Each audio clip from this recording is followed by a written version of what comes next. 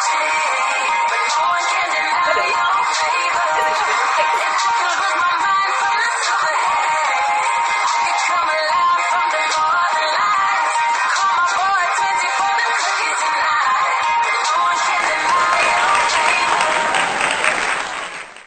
your girl, Brother Don here. And it's your main man, Kenny D. You already know.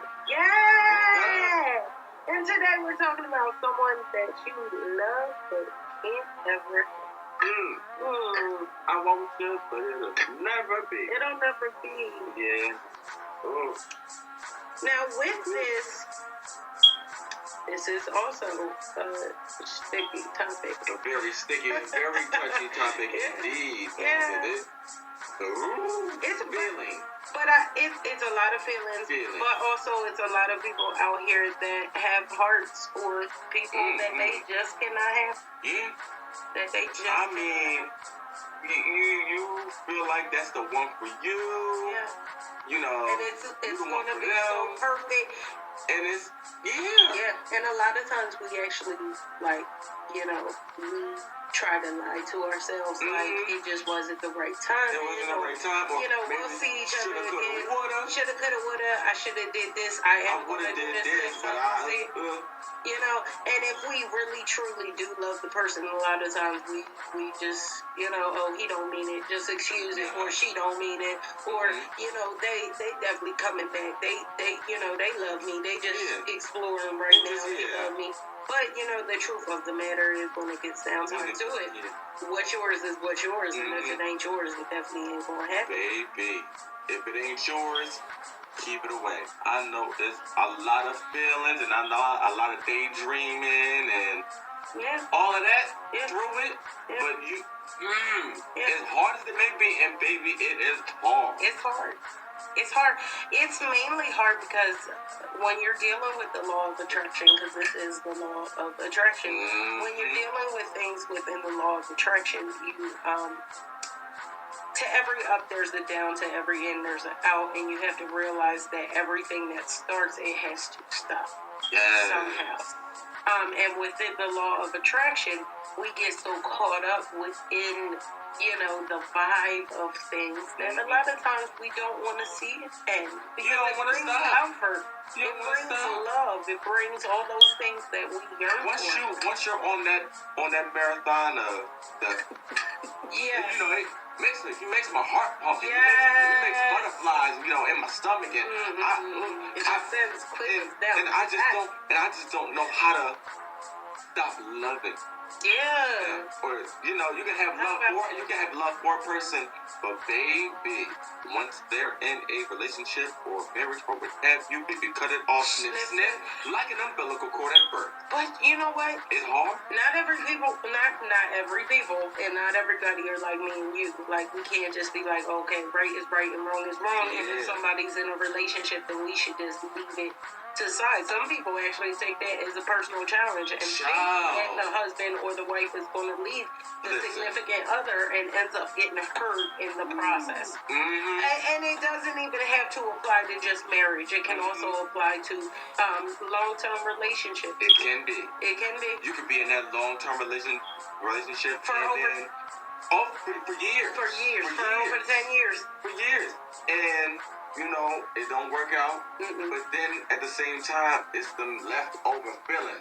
Yeah. It's them leftover feelings, and they left over like Sunday dinner going into Monday, and sometimes you can't even get rid of them. You can't even get rid of them. I think it's mainly because we don't want to, because a lot of us just try to hold on to that memory. And me being a person that actually is going through this, not necessarily like holding on to something that don't want me to, but I went through a situation recently where, my bubble has been bursted.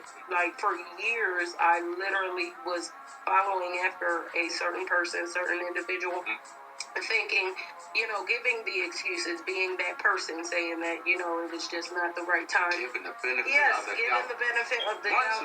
Even one too many times. And, with that, I received hurt from the reality of it all, but it took an eye-opening experience, such as an argument for me to actually realize that no, like you got to take some things at face value, you know, when you go through it, because those memories will haunt you, and it'll actually do more hindering than helping. And that leads me to our next, you know, topic within this topic, subtopic within this topic is the signs.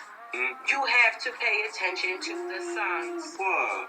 Come on. You have to pay attention to the signs. Seriously, and it goes on to this analogy. Listen, you could be driving down the road, and some people you can see signs, deer, 5 miles ahead, and deer, still speed. 3 miles ahead, deer, 1 mile ahead. Deer. It could be somebody. Listen, the deer. Listen, his antlers is out. Right there. But let me tell you, until you go on and you hear that deer, until you do it yourself. Until you do it yourself, you realize, okay, that deer just went through our winter. I guess it was a deer. Wow. Dang. My goodness. Yeah. When all a while, it was there, all alone. It was right there in front of your face. And that's the one thing that we try to do, you know, as being a person, is ignore the signs. Because a lot of times when you get into an uncompromised situation or position, sometimes, you know, there are people that are nonverbal with the communication, and that is what keeps us. Yes, that is what keeps us stuck a lot of times. And when I say us, I mean people that actually believe in our, you know, facade of what could be. Like, when there is no clean, I don't want you. When there is a no clean, you know, line in the sand, this ain't gonna work, this ain't us, we cannot do this. A lot of times it misconstrues, you know, and it, especially being a female, it makes you open up that imaginary space in your head where things could be. He ain't saying this because he really wants me. You know, like, you know, that kind of thing. And it's dangerous. That what if door. What if door can be so toxic. Oh, toxic. Because, baby, you can daydream your life away. And you can definitely lose yourself within it. And like I said, this is a very well thought topic, especially for me, because like I said, I'm going through it right now. And the good thing about this whole experience is that I definitely am learning from it. I am no longer fully in that spot of believing the memory, believing the lie. But now I am being in love with the lie. Being in love with the lie, Kenny. I actually was in love with the lie, and I was in love with it so deep I didn't realize that, you know, there's precautions when it comes to stuff like that. Sometimes the things that we want the most is not for us. And a lot of times we also, like, we look at ourselves like, well, what is it? Is it me? Am I wrong? And am I too big? Am I too skinny? Am I too this? Am I too that? Again. And really, I'm sorry not to cut you off, but really, it may be the other person. That other person may be like really bad off. And you can't see it because you don't want to believe that lie is a lie. And you're so locked up into the, you know, the coulda, the shoulda, coulda, woulda. Yes. You know, so locked up into that to the point where it's just like, okay, well, let me just, you know, just a little bit longer, or, you know, maybe this will happen, maybe that happened. No. It's all in.